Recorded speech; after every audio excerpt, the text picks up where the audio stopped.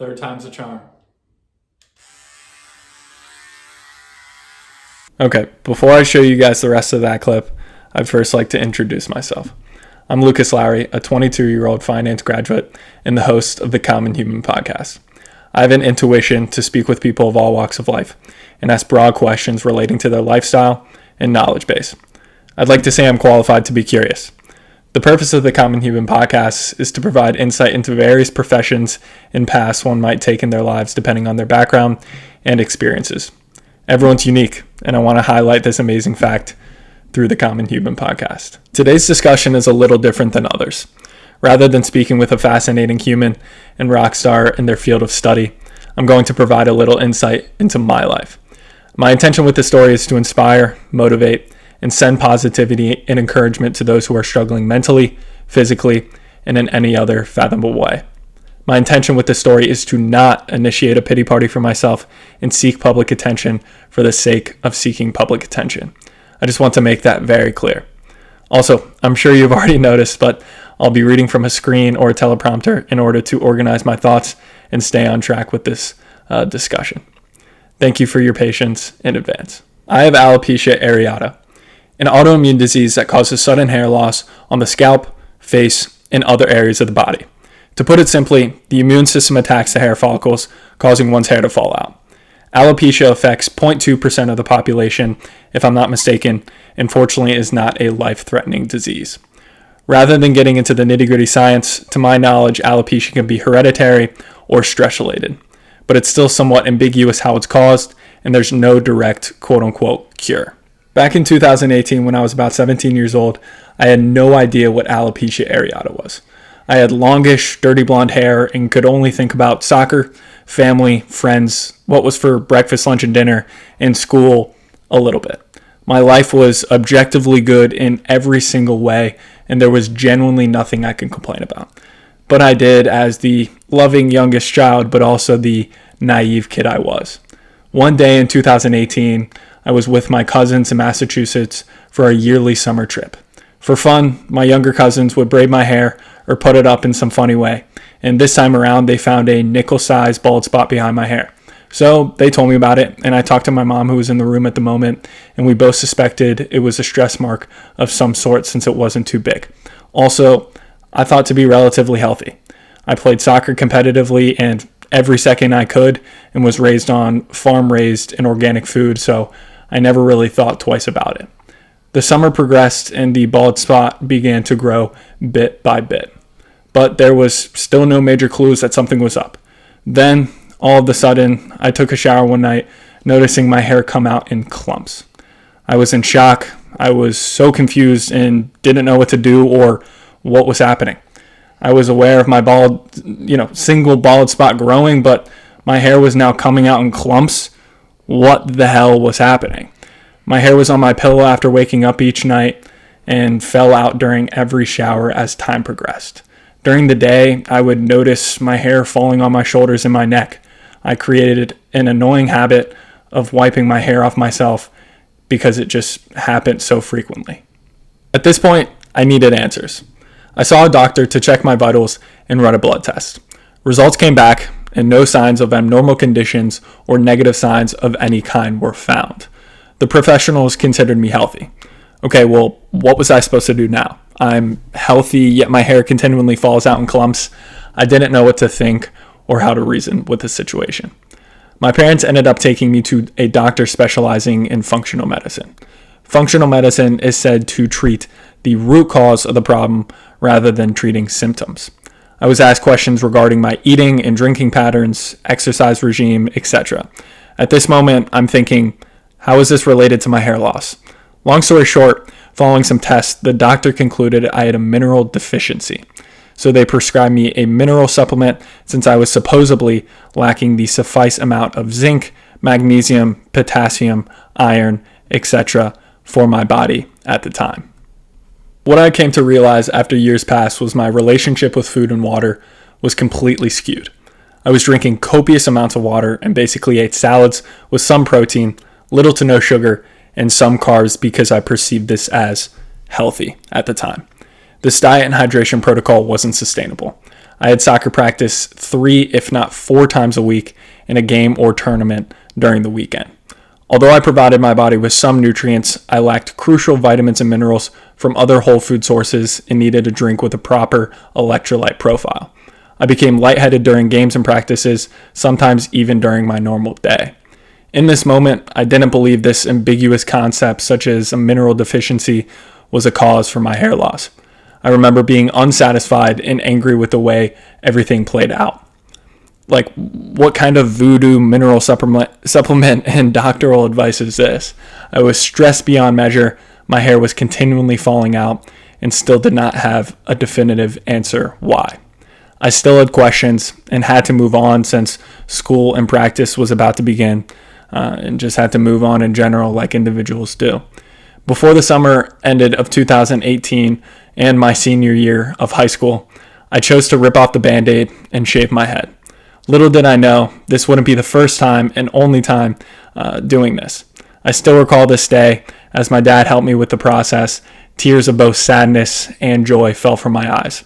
I was upset, but also so relieved to be free from the hair that kept falling on a daily basis, which was annoying and caused an emotional roller coaster. All things considered, there are obviously much, much worse things in life people endure on a daily basis and over the course of a lifetime. But I was in high school, where I thought everything was the biggest thing. And in all fairness to myself, I was still so confused and upset. So, my senior year of high school, 2018 through 2019, I chose to own my newfound baldness and what I've learned in the alopecia community as the chrome dome. Was I self-conscious, insecure, afraid of others' opinions 1,000,000,000,000,000,000 times? Yes. But I knew the only way was through, despite the emotional toll. I knew deep down I couldn't hide or just stop. So I went to soccer practice and school like nothing ever happened. My dad and Grandpa Oz, since I was young, taught me philosophies such as you create your own reality and no one defines you but yourself, and the power of affirmations. No wonder my Grandpa Oz was nicknamed the Wizard of Oz.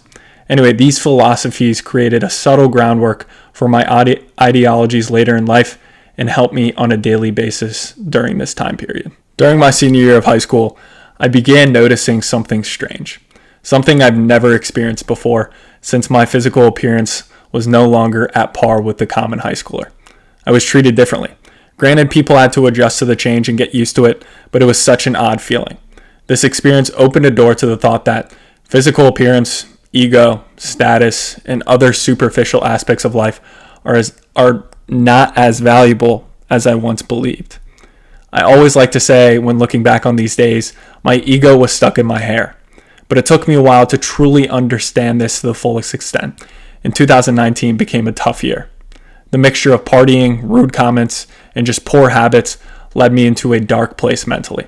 For example, of rude comments, we had a Van de Graaff generator, or the ball that makes one's hair stick up when they touch it. And some kid told me to touch it to get a laugh in class. That kind of shit added up. My dad and Grandpa Oz's philosophies, my family, my dog, and a dream to play collegiate soccer were the core aspects of my life that kept me going. After high school graduation, I ended up playing one semester at a D3 program and soon chose to transfer to a larger school to challenge myself academically.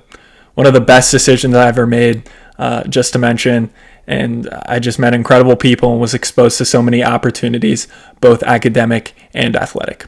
So fast forward to 2020, I spent about 2 months in my new dorm at my new university and was sent back home due to COVID-19. At this point, shaving my head was second nature. I was shaving my head consistently for about a year and a half now, noticing my hair come back thicker and darker. Being at home for quarantine gave me the comfort to try and grow it out again. Weirdly enough, it came back jet black. From wavy, dirty blonde hair to bald to black hair, as interesting as it was. I really didn't know what to think of this situation other than I'm happy I have some damn hair. In the early stages of 2020 in quarantine, I was lifting consistently with my gym buddy and brother Cooper, eating a well and more diverse diet, and spending time with family. This became a routine. I made a mental note, okay, exercise, improved diet, family time, reduce stress, etc. I began to put the pieces together on this lifestyle in its relation to my hair in mental and physical state. Once quarantine restrictions began lifting, I went out here and there in my hometown. One night I went out and ended up meeting my girlfriend and best friend Milan. Milan knew about my hair condition and accepted me for who I was, something I'll forever be grateful for. Around this time, 2020 and 2021, classes began to start. My university initially tried a hybrid schedule, but classes ended up online once again. Throughout the year, I spent a lot of time traveling back from college and back to my hometown to see Milan, where she lived and went to school. At the time, we were living in unhealthy environments that weren't sustainable for our relationship and overall health. This caused a lot of mental and physical stress for both of us that was truly hard to bear. Fortunately, we agreed that there was a future out there for us, and we just needed to get through the rest of this year. Although I was maintaining my exercise regime and improved diet, I was drinking more during the year, which only increased my anxious state. On the last night before the school year ended, my friends and I went to a place called Manor Gap. It's basically two apartment complexes very close to each other, hence the word gap, where students party and do delinquent shit. It's fun, don't get me wrong, but this time sucked. The cops ended up coming, which makes sense when there's a sea of college students outside in an open area. But people had the bright idea to chuck full cans of beers at the cops when they arrived. For reference, I'm standing about 20 to 30 feet in front of where the cops are at the moment. Someone had a terrible arm and nailed me square in the face with a full Busch Light can. Atrocious beer, by the way. Maybe I'm just salty, but do not recommend. Anyways, once hit, I basically black out for a solid 5 to 10 seconds. Mind you, I lost the people I was originally with in the sea of humans minutes earlier. Once I gained some consciousness, I looked down to see blood on my hands that was gushing from my face. At this moment, I'm like, what the actual Good thing my apartment was a walk away. I checked my cut, and I knew I should go to the ER ASAP for stitches. I ended up getting 12 stitches in my face. Also, whoever stitched me up, you're an absolute angel. This was a fun experience. But looking back on the scar, honestly, it left a permanent looking eyebrow that I'm not really complaining much about now. My friend Ruben picked me up from the hospital at like 2 or 3 in the morning to take me home.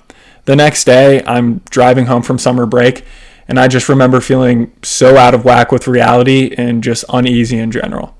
I wasn't myself. This stress-filled and party lifestyle wasn't for me, and I was only digging a hole for myself deeper and deeper. Some emotions and results were uncontrollable, but a lot was controllable. After just 1 year of increased stress and drinking, I began to lose my hair again and ended up shaving it in January of 2021. This time, something clicked. Action, not motion, needed to be taken to change my mindset and reality. I always knew my dad and Grandpa Oz's philosophies were valuable. I understood what a healthy diet looked like and the importance of physical activity and stress reduction, but I never was taking true action for a long period of time. I ended up reading 2 books that changed my life and shifted my interpretation of reality: The 4 Agreements and Atomic Habits. The 4 Agreements has been in my parents' house for 20 plus years, and I just never thought to grab it. And Atomic Habits, I bought. I'd rather save the details of these books for, another time, but I would 1,000% recommend reading both. But as I read each, I began building a foundation of values and discovering the importance of small steps in the right direction. I was hooked immediately by lessons and concepts laid out in each book. I began daily journaling, reading, exercising, meditating, vitamin taking, and being intentional with how present I was. So less phone usage and just decreasing distractions around me. My room and bed clean and made. I even started putting my clothes out for the next day, something I did before every soccer game when I was young, interestingly enough. It made me think these habits were there all along, and I just needed to revive them one way or another. With time, I became mentally clear for the first time in a while. I felt genuinely happy with my new perspective on life and engaged in my physical training and performance. Along with journaling and other daily improvement rituals, I began making daily vlogs on TikTok to hold me accountable and remain disciplined. Anything counted. At this point, I was determined to maintain this lifestyle as I went into my junior year of college. 2021 to 2022. The long and the short of it is I did. My hair grew back once again, and I finally understood the trend. A disciplined, healthy, and sustainable lifestyle was the ticket to 1, keeping my hair, and 2, feeling better and being a better human being overall. I still went out with my friends and had fun. Being social was a part of the healthy equation, but finally, I was the creator of my reality and environment rather than being a product of it and reacting to it. I bought book after book, woke up earlier, and just stayed hard, as the great David Goggins says. I fully adopted a mentality to make gradual improvements and be a well-rounded human. So, my junior year went, and my senior year, 2022 to 2023, came before I knew it. This year was truly amazing. I graduated, finishing my finance degree, made incredible memories with my girlfriend, family, and friends, enjoyed all the senior year festivities, traveled, etc., while maintaining my core foundational habits and values I've been developing and refining over the course of 3 years. Sacrifices were made along the way, of course, but the discipline and determination made the fun so much sweeter. I couldn't ask for a better life. I have an amazing family, girlfriend, and general purpose for being on this earth. Did I think I would be sitting here yet to find a job after graduating, starting a podcast, and publicly sharing a part of my life story? The answer to that is absolutely no. I could go into more detail about all the lessons and knowledge I've gained over the past 5 years, but I'd be talking way more than I already have. So thank you for sticking around to this point. To summarize the lessons and knowledge, I'd say one thing. What you believe to be your crutch in the moment is actually your superpower. I don't know if that's been said before, but I truly think that's the best way to sum everything up.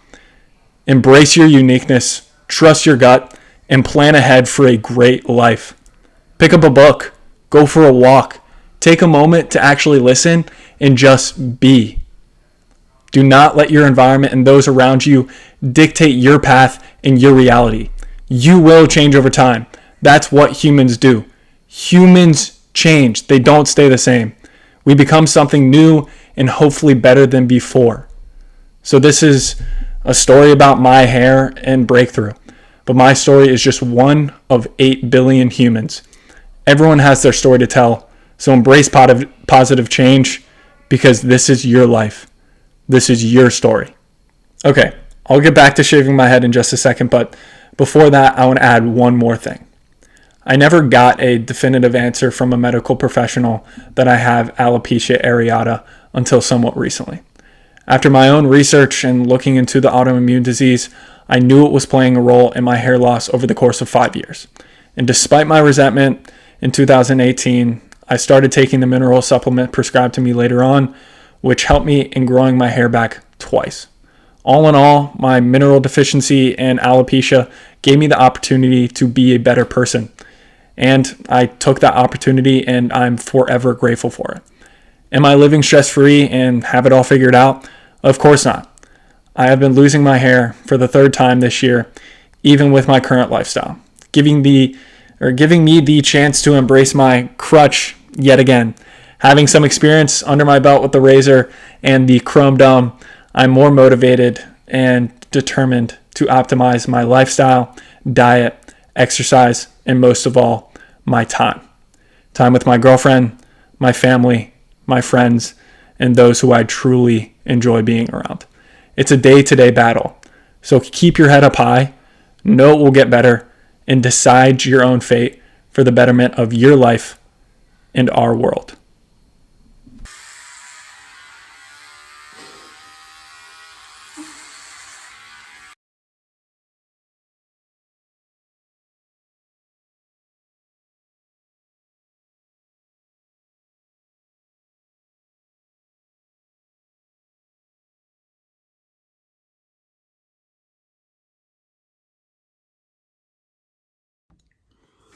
So it's obviously not fully shaved.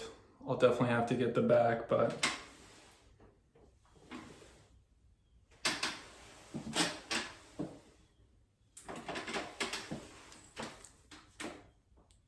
just the way it is.